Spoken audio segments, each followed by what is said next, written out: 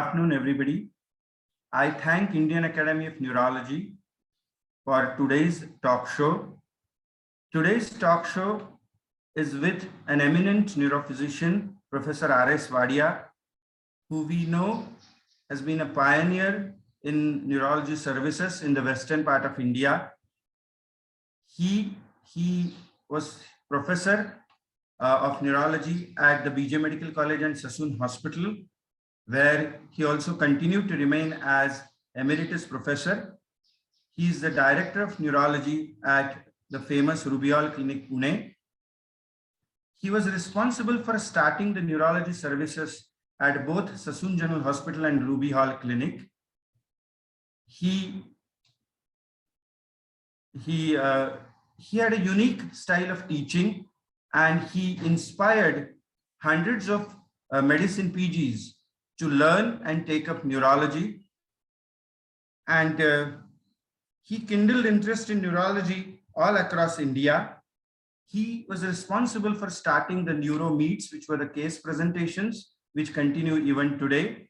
And he has provided neurology services for more than 60 years now.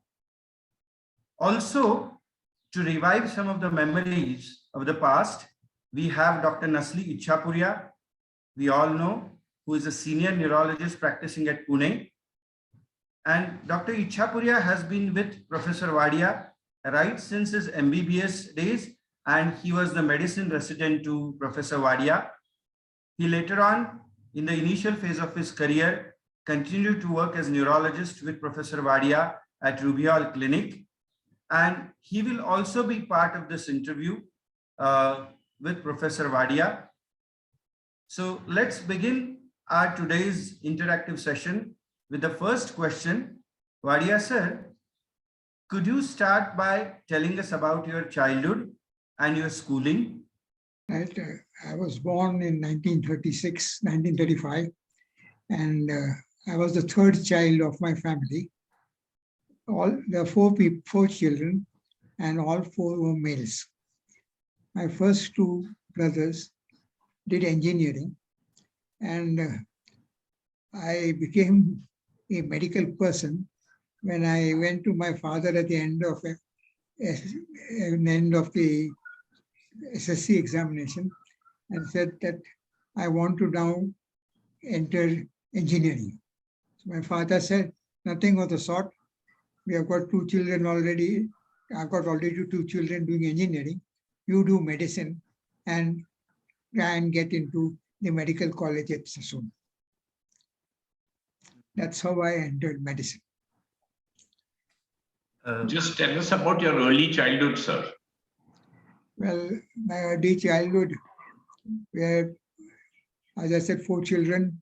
We were at St. Vincent's High School, and as we had four children, we had several friends in St. Vincent's, so that just all those friends used to come home after school, and then we had a team which we called Cosmos, which was doing sports in this thing. My house in Pune had a huge compound, and we were doing tennis and hockey on that field. As we were four brothers, each of them had 2-3 friends. So there were nearly 15 students from Sassoon, from Vincent's, and all of them formed a team which we called Cosmos. That Cosmos team played a lot of hockey, played badminton, played tennis. But sir, this sport, interest, did it continue even when you went into medical field?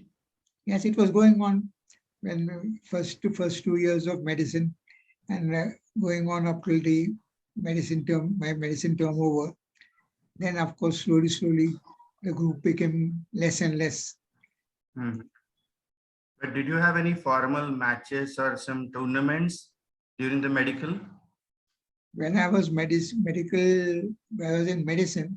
I became the captain of the Sassoon hockey team, And then we had one conference, one meeting when we had a hockey championship of all the medical colleges of Maharashtra, of actually Bombay Presidency at that time. And Sassoon won the title with me as the captain. Wow. So in addition to medicine, neurology, you also kept your interest in sports. Ichapuria sir? Yes, so that's very interesting, Yes. And even today, he is avidly interested in cricket and he keeps track of all the cricket scores very avidly and even listens to, in those days we used to listen to the radio and all the commentaries. So he was very, very interested. And I remember once that he's also was very interested in tennis, and I was a resident and I'd called him to see a patient. It was a Saturday evening, and that epic match between McEnroe and Bjorn Borg was going on. So he said, okay, I'll come, but in 5 minutes I'll see the patient and I have to go and see the match. So that was a very interesting part of his life, and it continues to this day, I'm sure. Do you see IPL, sir? Yeah. Yeah. Not so much as before. Yeah. Okay. Absolutely. So what about your medical college days and how did you enter into medicine? And just tell us a little bit about that. I told you entering into medicine. Yeah, entry you told us. Now, Yes. the further progress. We did entered into medicine. First and second year medicine was simple. There's only two subjects, anatomy and physiology. And I didn't like anatomy at all. So I got interested in physiology and how things moved, the heart, the brain, the vessels, the supply to the brain, etc. And I was good in that. Anatomy, I just did enough to pass. So, sir, but you are still very good in all the hand innervated muscles and all the brachial plexus innervated muscles. So I'm sure yes, your anatomy was very good even from that time. No, but that is now neurology. Yeah, but even then that's anatomy. Okay, yes, then how did you enter medicine? yes. I told you that No, I mean MD, and tell us about your internal medicine days. Sir, I would also like to know, sir, the second and the third MBBS days. Then how did you cherish them and how did you like them? Second and third MBBS days, teachers were few in Sassoon, and there were only people from outside coming as honorees. There was no actual professor of medicine at that time. So Dr. Grant used to come and teach something, and someone else would come and teach some other subjects. So there was no actual good teacher in medicine. Dr. Grant was the one who impressed me. And when we finished MBBS, I came third at that time in the third MBBS. Wow. And I went to thank Dr. Grant. And when I went to thank Dr. Grant said, why don't you come and join me at Ruby Hall? At that time, Ruby Hall had just been started. And I said, fine, I'll work with you. And I got my job just by going and seeing him. And I started my job at Ruby Hall at a very handsome salary of 300 rupees a month. That was in which year? That was 1962. So since that time you've been in Ruby Hall? From 62 to late, yes. Yes, so that means 60 years you've been in Ruby Hall. Yeah. So you have been the longest serving member of Ruby Hall? Absolutely. Yeah. And in recognition of that, the auditorium at Ruby Hall Clinic has been named after Dr. R.S. Wadia as the R.S. Wadia Auditorium. And it is a great honor to him. When he completed 50 years, you know, that auditorium was named after him. So, you know, they asked him, "Kid, would you like some money or some car or something?" He said, "No, no, I don't like all those things. I like that auditorium to be named after me." So that was a great honor which was bestowed on him. And I'm sure he's very proud of that. Absolutely. And interestingly, several other people who worked in Ruby Hall all decided to have the same kind of thing. So Dr. Gulati said, I want the other unit work, the cardiology unit under in my name, etc. So Very nice. So And how did you get interested in genetics? there's no question of getting interested in genetics. I got a post in Johns Hopkins Hospital, and Dr. Yes, I must introduce Dr. Mutalik in this picture. Dr. Mutalik was a student of Dr. Grant, and he had come to work in Sassoon Hospital. At that time, I also was working as a honorary member in Sassoon, and Dr. Mutalik asked that I'd like to come to my unit and we'll work together. And Mutalik was a good teacher, and we started doing things together. And slowly, I learned some more genetics. And then Mutalik got a degree, got a post in Johns Hopkins, and he went to Johns Hopkins to do genetics under Dr. McCusick. After finishing that, he came back home and he was talking to me, and he arranged me to get a interview post in Johns Hopkins. And I went to Johns Hopkins under Dr. McCusick and started doing genetics. How long were you there? 1 year. 1 year doing genetics. So it was what, clinical genetics or what?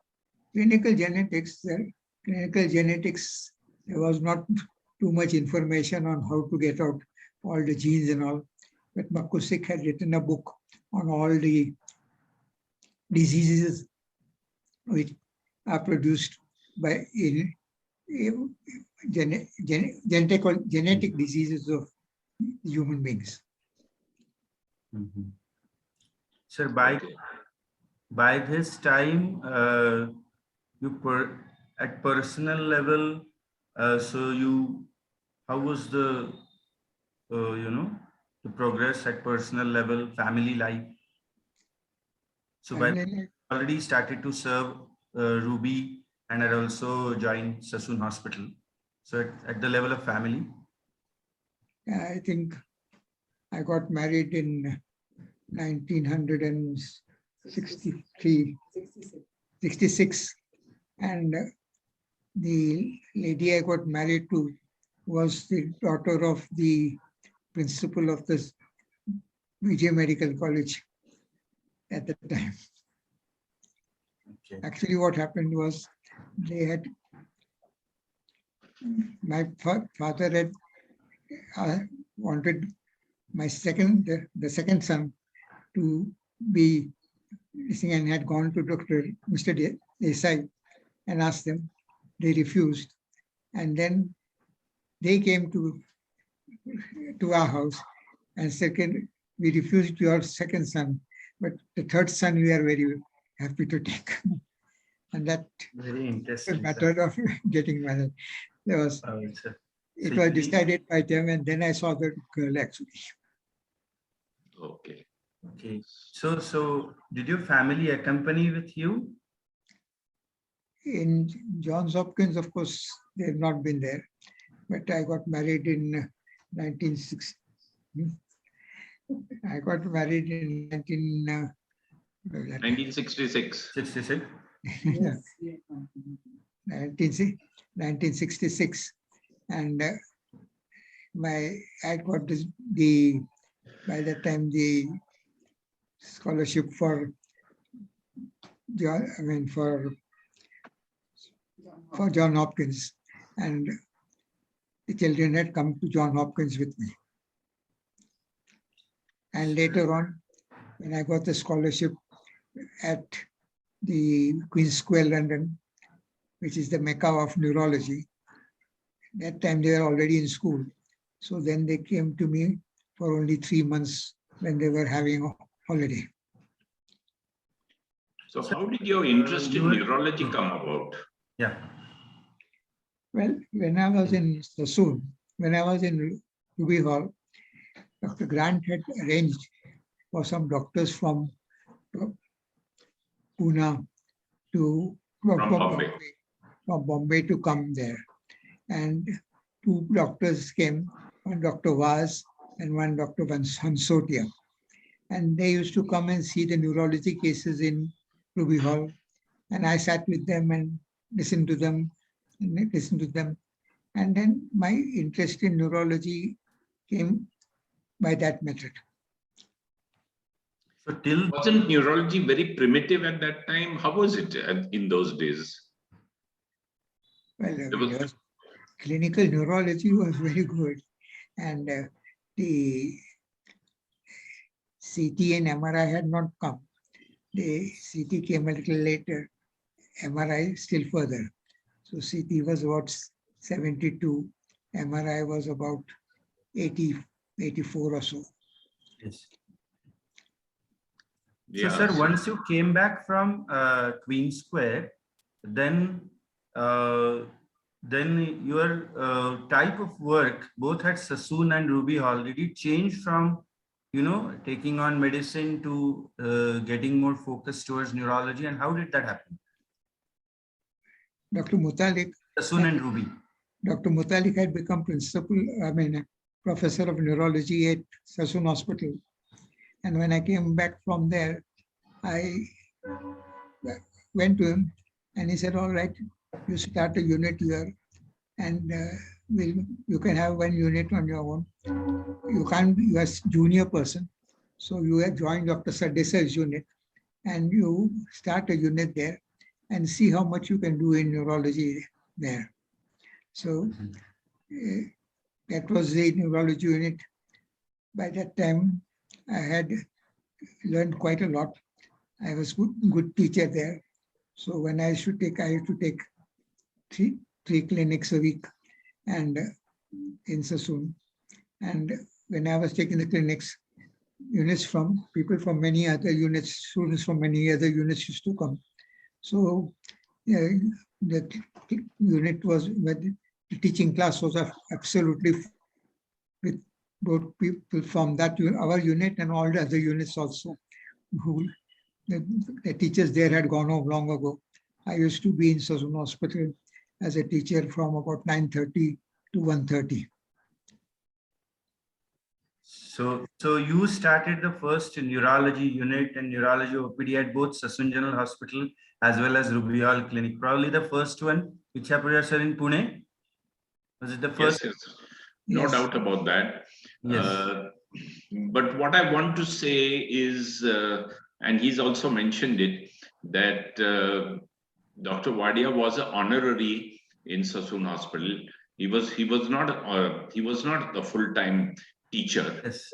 but he spent more time in Sassoon Hospital on a pittance of an honorarium, I think 250 rupees. 100 rupees.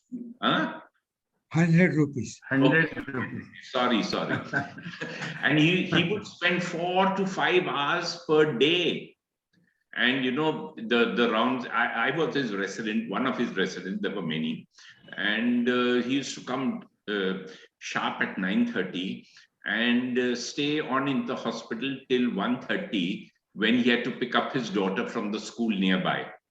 So we would have rounds, and rounds would go on till about 11:30. And then he would have his favorite dish, samosa, in the canteen. And Yes. then by about 12 or so, and then we would chit chat, not only Yes. about the cases we saw that day. I used to take the clinic in the Sassoon. Huh? The students had to Yes. take the clinic before the Yes. samosa. Yeah, okay. So rounds and clinic. And then we Yes. used to chit chat about various things. for about Yes. 15-20 minutes over samosa and some tea. And Yes. then he would go to the library religiously every day. And Definitely. he was a voracious leader, and his favorite journals were New England Journal, BMJ, and Lancet. And to this Yes. day, this thing continues. To this day. Absolutely. So that is something totally remarkable. I don't think Yes.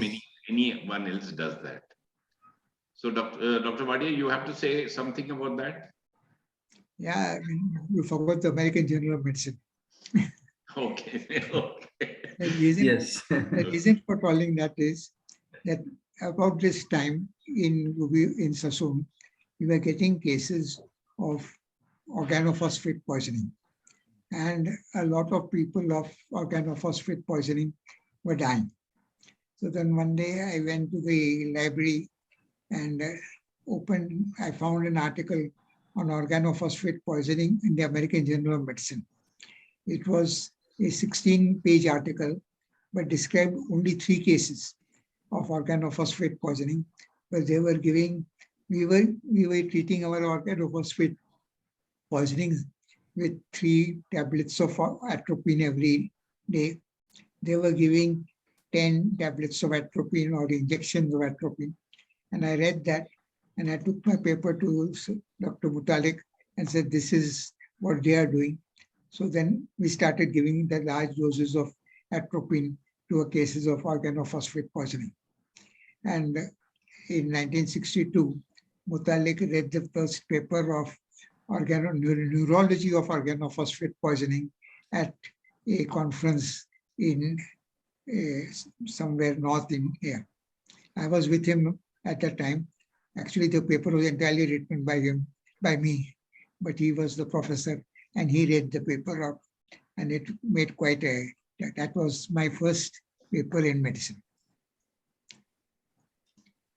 And sir, this was the one of the first pioneering works, and that was followed by several other observations that you made, which we are very well versed with, such as snakebite, ring and disc enhancing lesion, and many others. Would you like to tell us about them as well, sir? A ring disc enhancing lesion, we got the first CT scan in Ruby Hall, in Pune in Ruby Hall, and I started noticing that in our cases of epilepsy, the most common abnormality in the scan was ring disc enhancing lesion. Yes. And ring disc enhancing lesion, it would be a ring surrounded by a hyperintense lesion. So I made that name ring disc enhancing lesion in epilepsy.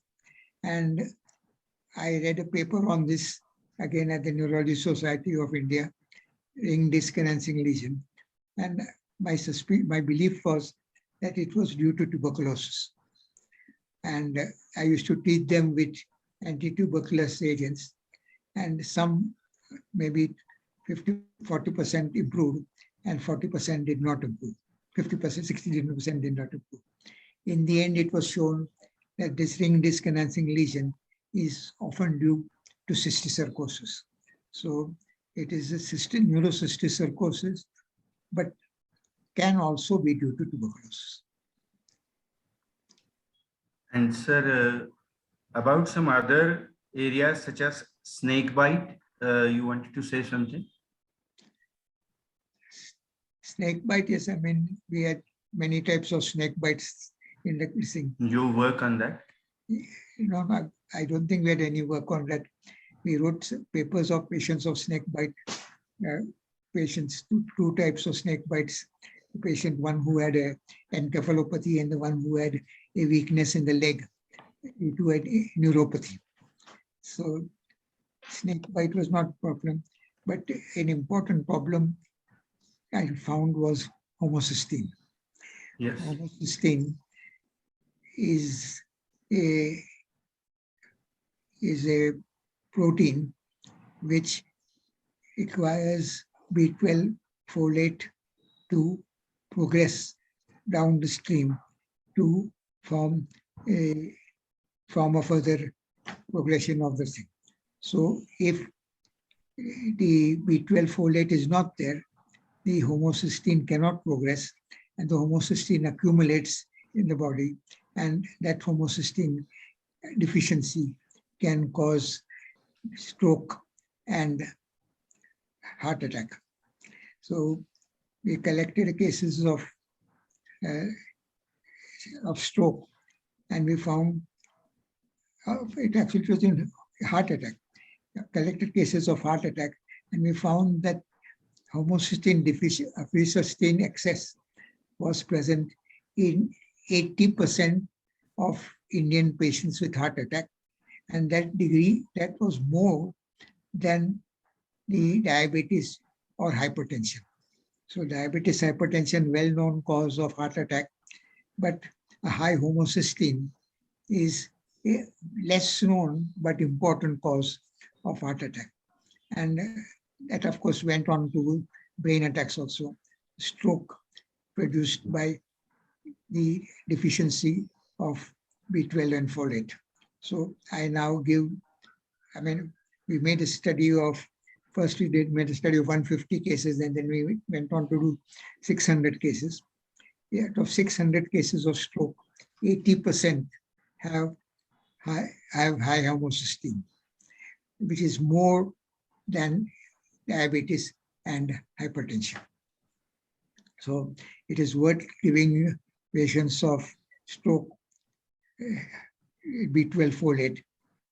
If as early as 70s and 80s, you managed to form this hypothesis.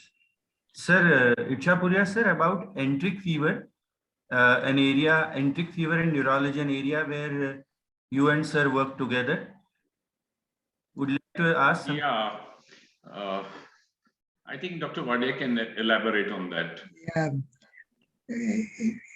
I remember about 1984 it is, I realized that our cases of enteric fever were not improving with chloramphenicol. So chloramphenicol was the primary drug in enteric fever, and we used to give that, but they were not improving. Then we realized that the organism has become resistant to enteric fever, to chloramphenicol. So 1984, by 1984, a dissertation by Dr. Ichapuria had collected 700 cases of enteric fever, and they were not improving. And he read the paper in a conference down, where was that conference? Somewhere in somewhere South India. And he read the paper, and at the end of his paper, the person who was the monitor of that paper said that this is a nice paper, but please remember, telling the audience, please remember that when you get a case of enteric fever, you must give him chloramphenicol. This is a small thing he's talking about, but important is chloramphenicol. So then I got up and said, sir, that is your mistake. It was chloramphenicol as the best treatment, but now if you give you chloramphenicol, more than 50% of your patients will not improve. Therefore, we are making this point that now chloramphenicol is not the best treatment for enteric fever. No, and he described the neurological features of enteric fever and the cerebellar ataxia of enteric fever in those people who did not improve. Of course, that delirium and all was there, but a specific, tremor, ataxia, cerebellar ataxia really. Cerebellar ataxia was your part of your dissertation. Yes. So what other study gave you pleasure, sir? Yes. You got interested in Indian motor neuron disease and chikungunya associated neurological disease and all that. Indian motor neuron disease was an interesting thing. Patient starts with weakness in one hand, and where clearly there is a lower motor neuron disease in that hand, with fasciculations. And then it may go to the other hand. But the important thing is that the person doesn't seem to get pyramidal tract signs in the lower limb. So it is mostly an upper motor neuron, mostly an upper limb phenomena due to a narrowing of the cord at that region due to the thickening of the cord, thickening of the Ligamentum flavum. ligament- Ligamentum flavum. ligamentum flavum, which is pressing on the cord. So the patient will get slowly hands weak and legs, the other hand gets weak, but then he does not get the lower arm weakness and he does not progress after some time. So it progresses only for about 1.5 years and then becomes static. So it was described first from Punjab in the legs, that they get something like that and the legs become stiff. And then every day we talked about it in the hand. And then I called it Indian Indian variant of motor neuron disease. And it is due to the thickening of the muscle around it. So it is like what we now call Hirayama disease, something like that. Hirayama described the same thing before us. Yeah. So So Hirayama, actually, you had described it before Hirayama. not quite, I described it and then noticed that Mr. Hirayama had also written about it before. So you were a pioneer in so many things, I mean, so many different aspects, right from, neuromuscular junction to stroke to Infection, sir. so HIV, chikungunya. infections. So wide variety of neurology. I think that was because of your very sound medical training. And keen sense of I observation, think sir. that has been passed on to your students also. Yes. And they are very good in medicine. And many of them have become neurologists. How many have become neurologists from your students? I mean, they are professor of neurology. There are 4 professors of neurology in Pune. All have been students of mine at one time or other. Including I think me. about 10 neurologists have been produced. I mean, we all did the MD under Dr. Wadia in Sassoon Hospital and Ruby Hall. And then I think about 10 of us have become neurologists. And now we are also senior and almost retiring. Neurologist of their hospital. Yeah. Sir, about the neuro meet, sir. And I will tell you one thing more. Mhm. When he was a teacher, he was very soft-spoken. We've never heard him raise his voice or his decibel, unless you made some stupid mistake. Once I was given a hit on the head, because I missed something, but that was about it. And never a harsh word spoken, never admonished for anything. And it was a very, very friendly atmosphere, very loving atmosphere. And we used to hang on to every single word that he said. Yes. Every single word that he said was important. Absolutely.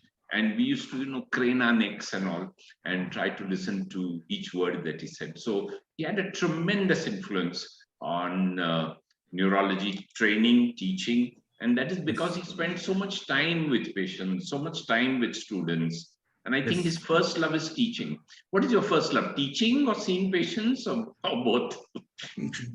Yeah. So, and that teaching habit, I think, was there were not so many teachers at the time. No? Everybody was very busy doing this and that. Everyone is still busy, but you found the time. So that is the remarkable thing. And that is something, which we are very, very thankful for and very, very proud that, in the busy schedule of work and, running from place to place, you found 4 hours every day to be in a teaching hospital. It is something unheard of, I think, and that is for an honorary. He was not a full-timer. It is for an honorary. And he did more work than any full-timer anywhere in the country. Let me say that. Not anywhere in the country. Oh, I'll tell you, anywhere in the country. You are too modest. Yeah, that cannot be accepted.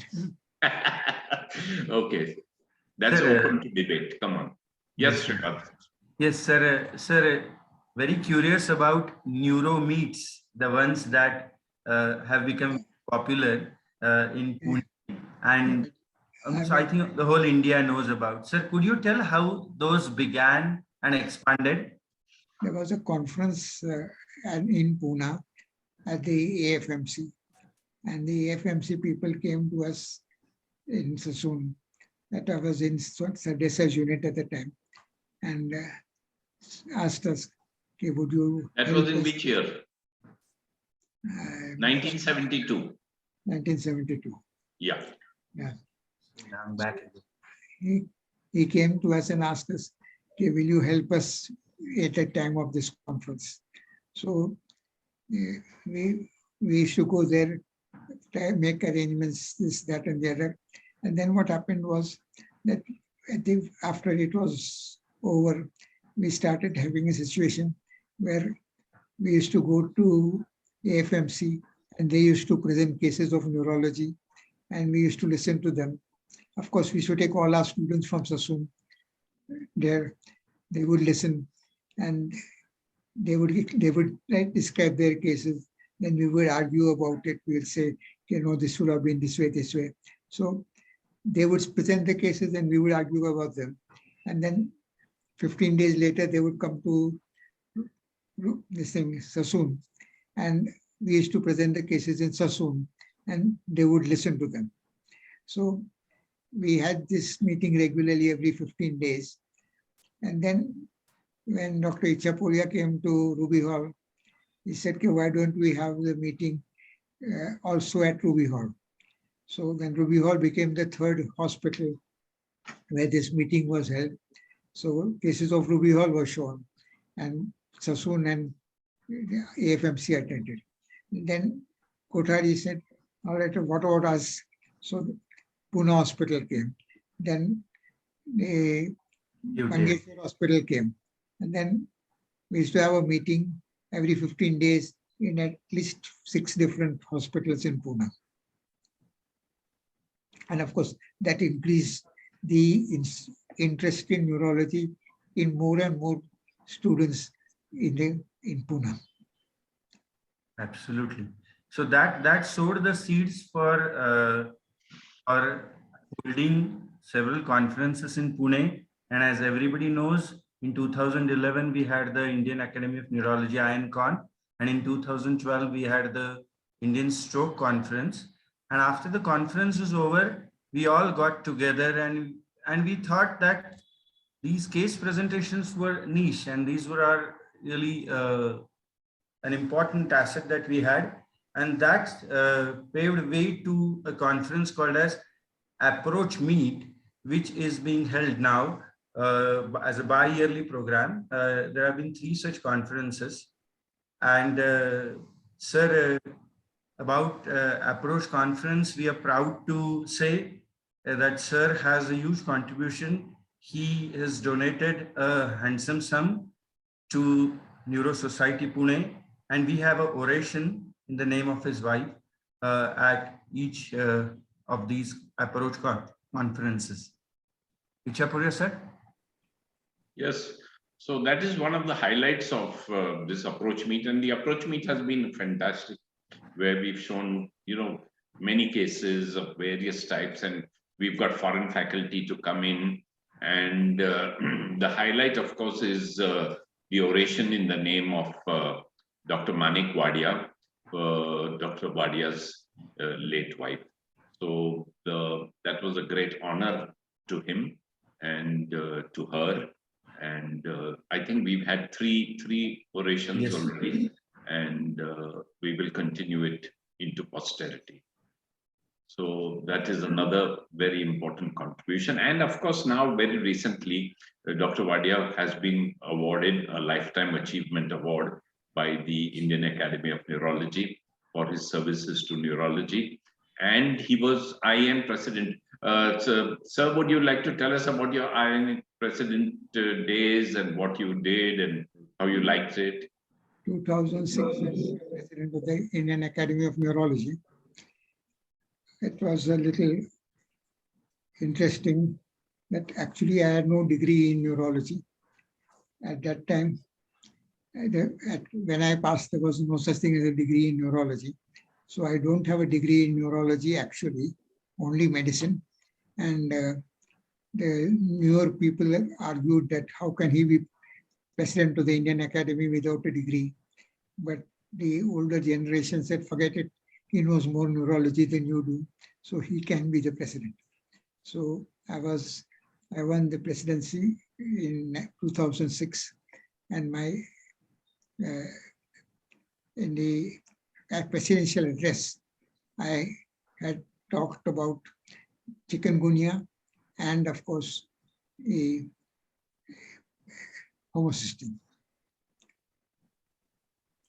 Yeah. So, in those days, there was no, and Dr. Wadia was the first MD, in the first MD batch of Pune, of Southern Hospital.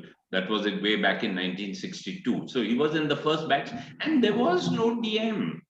There was no DM. So how could he be, how could he have got a DM degree? It was impossible. But by stint of hard work, observation, reading, talking, listening, he has become one of the finest neurologists of the country. So, you don't need a degree, you just need an attitude and a sense of achievement and whatever you may call it. And that is the glory of Dr. R.S. Wadia. So he's become one of the foremost neurologists of the country and highly respected all over. Sir, Ichapuria, sir, I remember somewhere around 17, he attended World Congress of Neurology, Japan. Yes. So tell us something about that, sir. Yes. I was invited to speak on neurology of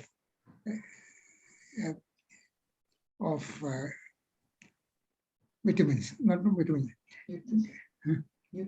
nutritional disorders producing neurology. And that nutritional disorders included vitamin B, vitamin A, vitamin B1, B2, B3, B12, vitamin C, vitamin D, and that of course brings me to vitamin D. That's another contribution which I realized, that I found that vitamin D deficiency seems to be very common in India.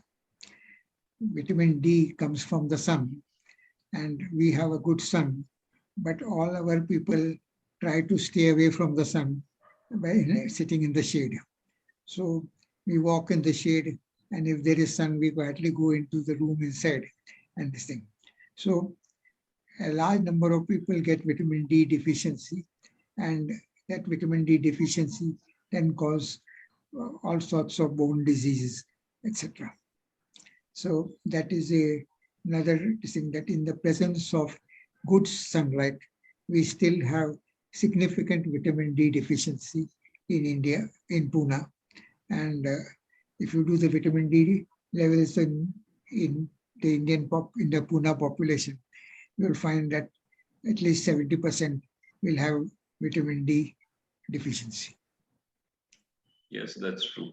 Now, we are running out of time. So would you tell us about your family and your children and your grandchildren, and how you spend the time now and how you spend the time during the pandemic? Yes. Well, first let's start with my father. The father became the chief of sanitation and waterworks in the Bombay presidency, and he used to go to all the various small towns which had got a new water supply. So we used to go by car to these places, and usually spend time seeing small areas everywhere. So our holidays were spent going to these small places at a time with these conferences. So I'll just add one thing. So in Pune, if you open the tap and you get running water in the tap, it is because of Dr. R.S. Wadia's father. Kindly remember that. I'm sure Very, very important. it used to happen. It would have happened with somebody else, but Yes, but it happened because of your dad. yeah, Yeah. Okay. Please continue. that is our father. Then the wife was actually the daughter of the principal of the BJ Medical College. At one time, my father had approached the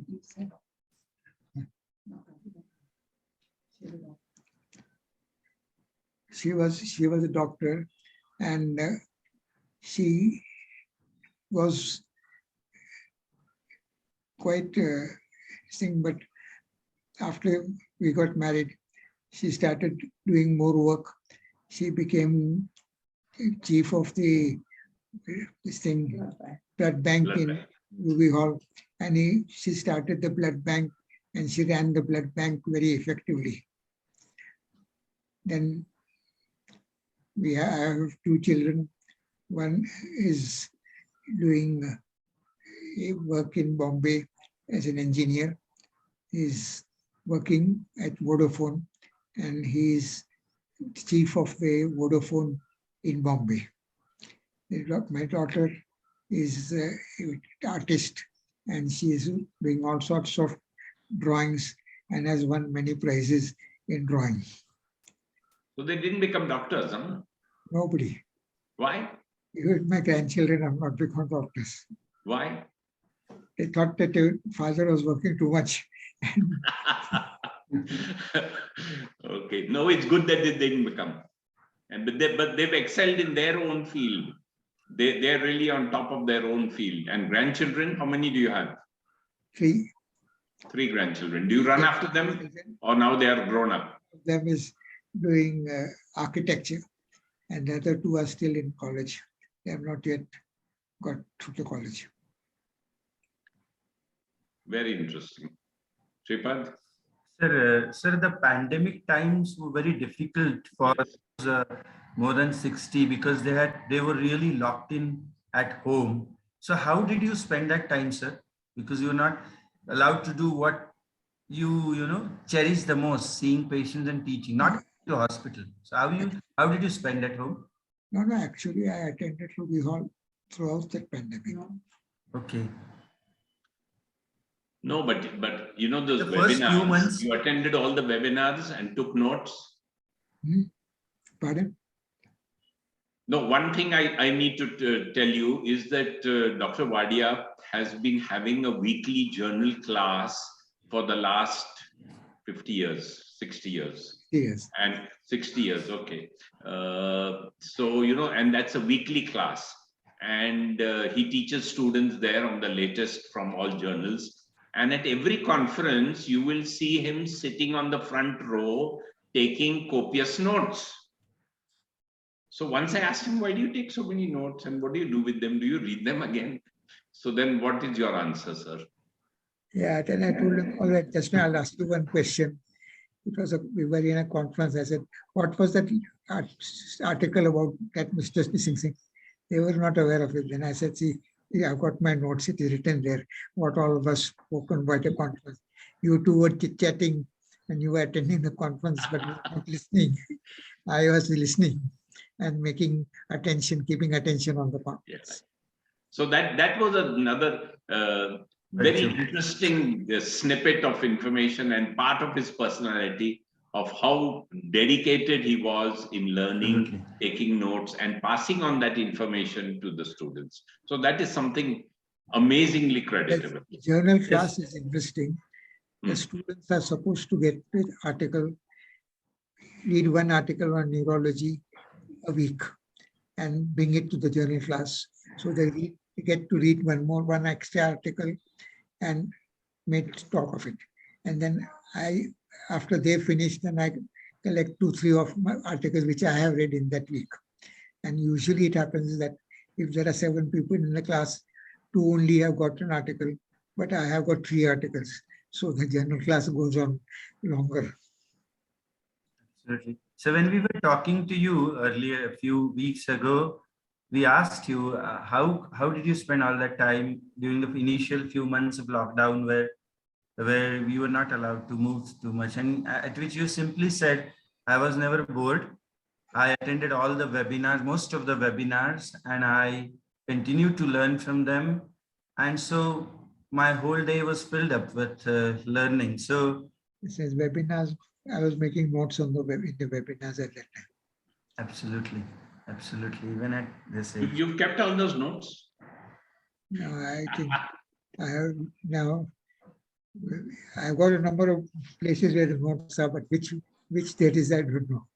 Acha, and another thing. My Yes. journal class, all of my journal class articles are in a book and written with notes, and that I can take out 3-4 books of journal class articles. And he used to keep, all interesting cases, and and I think he had a collection of 2 lakh cases, with interesting scans and interesting EMGs and EEGs and notes, copious notes on, and that collection is there still. Scan, yes. Yes. Scans are there. Yeah, so we would see scans with things cut out, with the interesting part taken away. So, because there was no photographs in those days. Absolutely. Yeah. In the pre-digital era, for us, it's become so easy, sir. Now, just keep a JPEG and save it in a folder. But to keep physical formats in hundreds and So thousands. he kept that, lakhs of them, lakhs. I don't know how many. Have you kept a count, sir? Not lakhs. I think it must be 2 lakhs. No. Yeah. 2,000. Huh? No, more. More than 1,000, coming up to 1,516. Yeah. Anyway, Sripad, Sir, shall we conclude? yes, sir. You can conclude, sir. I think we've had an amazingly interesting session, and I hope we have brought out the personality of Dr. Wadia from his early childhood to now, and we've tried to encompass all his achievements, his teaching, his legions of students who have trained under him, and the immense contribution that he has made to the neurology of Maharashtra and Pune and also India. And we would be very proud to say that he is the father of neurology in Maharashtra and Pune. So I think that title we should bestow on him for posterity. There are some important people from Bombay. Huh? Yes, but in Pune, you are the father. Now, don't be modest. You are the father of Pune and Maharashtra and Indian neurology. So kindly accept that. And we are very proud to say these things to you. Absolutely. So you keep inspiring us. We covered all aspects. I mean, as much as we possibly could. And thank you, Dr. Wadia, sir, for so much information. And Dr. Shripad Pujari for all the hard work that you have done and all the research and all the things that you have written. And I must thank Dr. Wadia's daughter, Nilufar, for helping us all with all the information and all the things that she did for us and the lovely snacks that she gave us when we had a meeting before this. And thank you, Nilufar, once again. And most of all, of course, we have to thank Dr. Rustom S. Wadia for everything that he has done for us.